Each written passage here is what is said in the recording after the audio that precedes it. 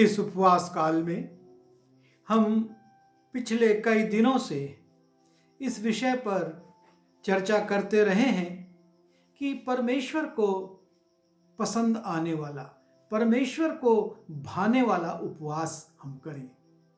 और इस कड़ी में कई संदेशों के बाद आज हम कुछ ऐसे पात्रों पर विचार करना चाहते हैं जिन्होंने उपवास किया, वो उपवास परमेश्वर को भाया और उस उपवास का प्रतिफल उन्होंने बड़ी आशीष के रूप में और सफलता के रूप में अपने जीवनों में, अपने लोगों में देखा। सबसे पहले हम जिस पात्र पर कुछ देर विचार करेंगे और वो है एजरा। एजरा जो एक महायाजक था और बंधुआई के देश में अर्थात बाबुल में गया हुआ था, लेकिन परमेश्वर ऐसा उपाय करता है और राजा को दयालु बनाता है और राजा उनको ये अधिकार देता है कि तुम जाओ और परमेश्वर के भवन को बनाओ। और जब वो परमेश्वर के भवन को बनाने के लिए बाबुल से यरूशलेम की ओर आता है, तब उसको बहुत सी चीज़ें भी सौंपी जाती हैं जो कि पूर्ववर्ती राजाओं ने यरूशलेम के मंदिर से लूटकर अपने खजाने में रख ली थी। और राजा उन वस्तुओं को भी एजरा को सौंप देता है कि वो जाए और परमेश्वर का मंदिर जब बन जाए तब उसमें वो वस्तुएं परमेश्वर के काम के लिए, परमेश्वर की महिमा के लिए और परमेश्वर की आराधना के लिए रखी जाए। और हम देखते हैं कि राजा नबूकदनेस्सर ने जितनी भी चीज़ें मंदिर से लूटी थी वो चीज़ों को लौटाया जाता है और उन चीज़ों को और अपने साथ बहुत सारे स्त्री और पुरुषों को, बच्चों को लेकर एजरा बाबुल से निकलता है। और जब वो बाबुल से निकलता है, ये एक लंबी यात्रा थी। जब हम एजरा की पुस्तक उसके 7वें अध्याय के 9वें पद में जाते हैं, वहाँ पर लिखा हुआ है, पहले महीने के पहले दिन को वो बाबुल से चल दिया और उसके परमेश्वर की कृपा दृष्टि उस पर रही। इस कारण 5वें महीने के पहले दिन वो यरूशलेम को पहुंचा। पहले महीने के पहले दिन को वो बाबुल से चला और वो 5वें महीने में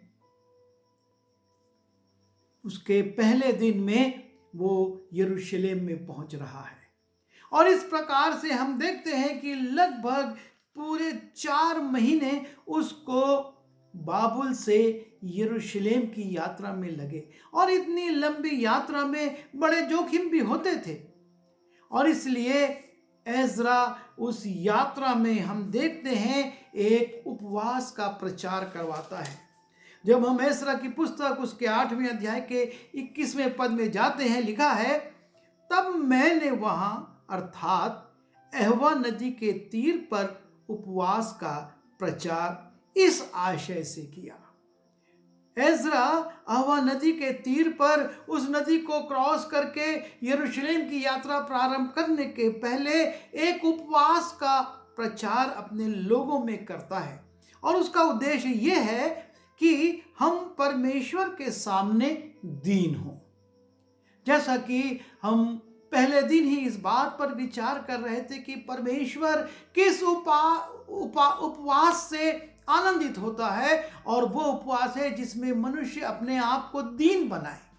और यहाँ पर हम देखते हैं एजरा जो पहला उद्देश्य रखता है, जो उसका आशय है कि हम परमेश्वर के सामने दीन हों।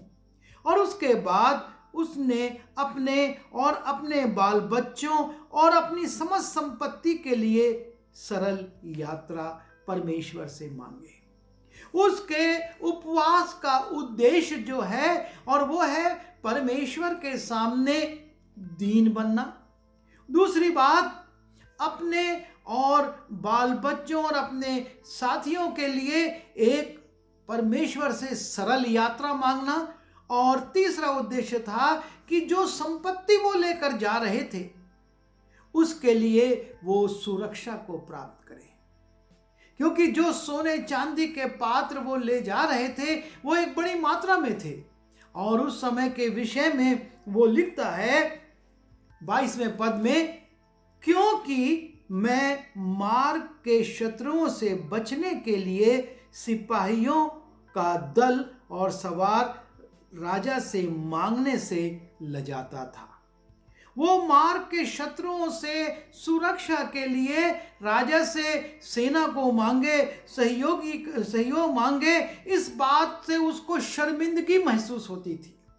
उसको लगता था कि ये कार्य करना, मैं जो सच्चे परमेश्वर को मानता हूं उसके लिए अच्छा नहीं है।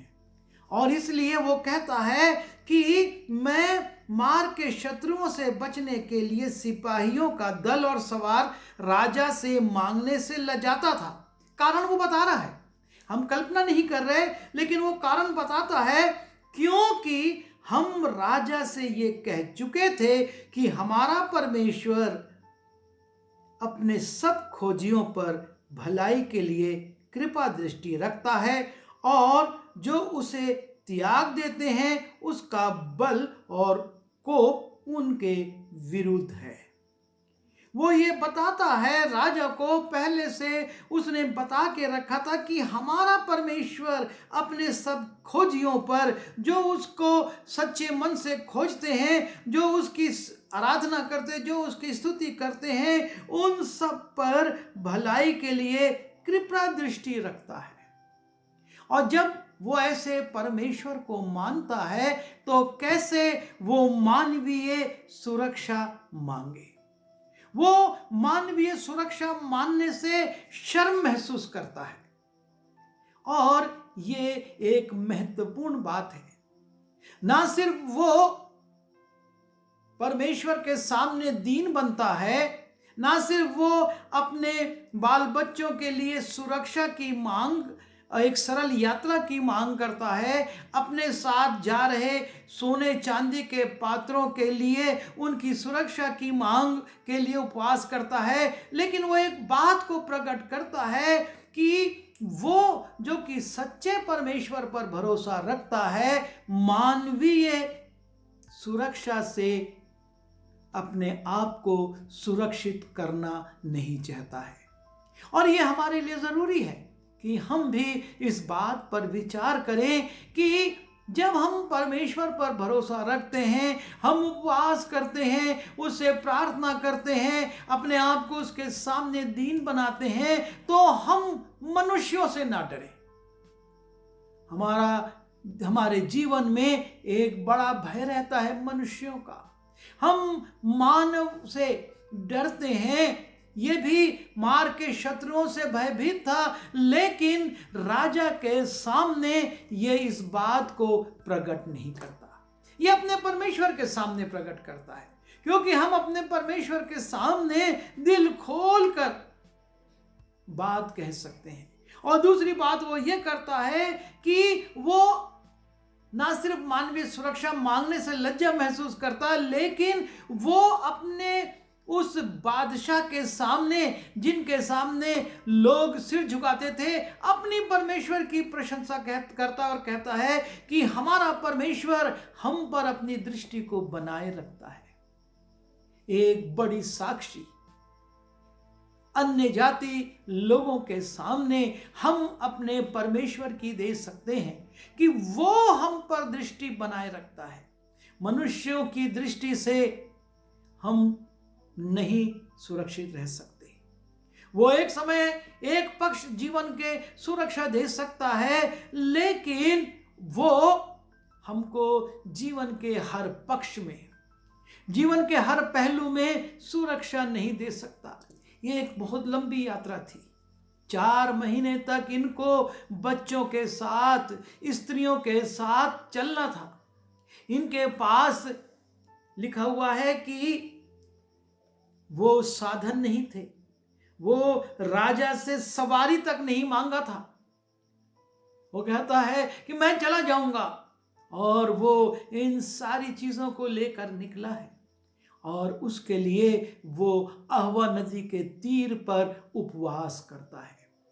और जब वो उपवास करता है, दीन बनता है परमेश्वर के सामने और अपनी समस्याओं को रखता है, तब हम 23वें पद में देखते हैं, लिखा हुआ है, इसी विषय पर हमने उपवास करके अपने परमेश्वर से प्रार्थना की। इन विषयों पर हमने अपने परमेश्वर से प्रार्थना की और वो कहता है उसने हमारी सुनी, क्योंकि हमारा परमेश्वर हमारी प्रार्थना को सुनने वाला परमेश्वर है।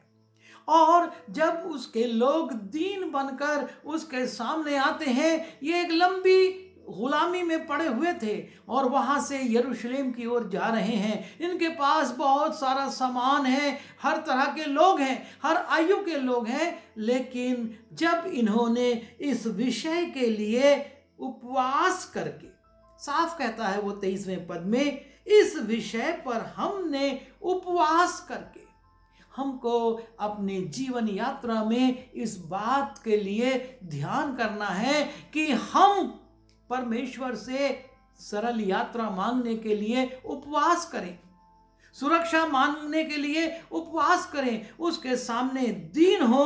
और वो लिखता है कि उपवास करके अपने परमेश्वर से प्रार्थना की और उसने हमारी प्रार्थना को सुना। परमेश्वर ने उसकी प्रार्थना को सुना और तब हम इसी अध्याय एजरा उसके 8वें अध्याय के जब 31वें और 32वें पद को देखते हैं, लिखा है, पहले महीने के 12वें दिन को हमने अहवा नदी से कूच करके यरूशलेम का मार्ग लिया।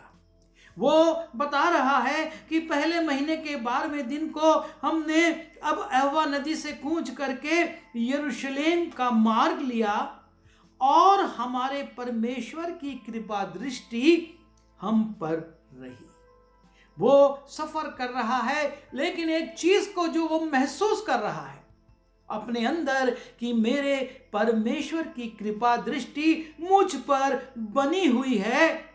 और लिखता है, और उसने हमको शत्रुओं और मार्ग पर घात लगाने वालों के हाथ से बचाया। यह है हमारे परमेश्वर की सुरक्षा।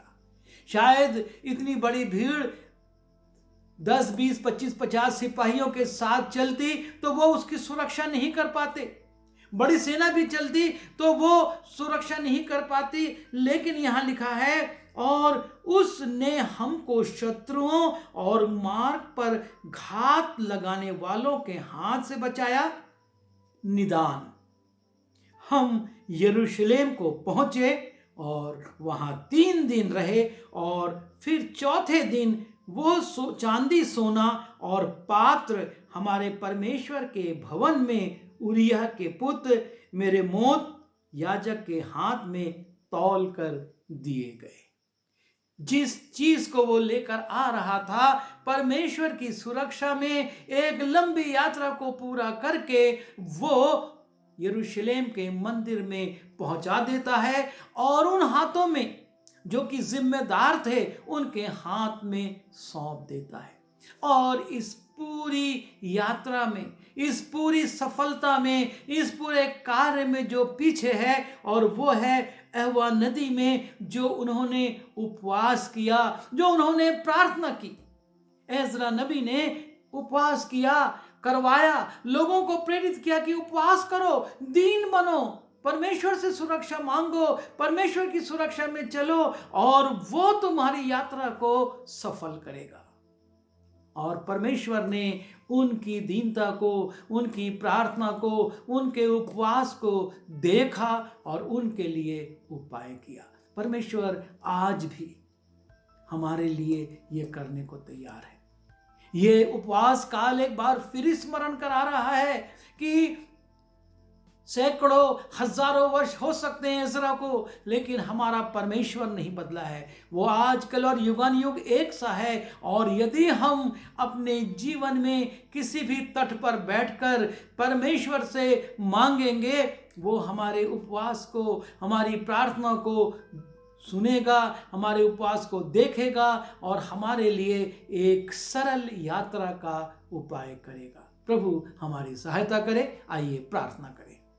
प्रभु जी, हम धन्यवाद देते हैं एज़रा के जीवन के लिए।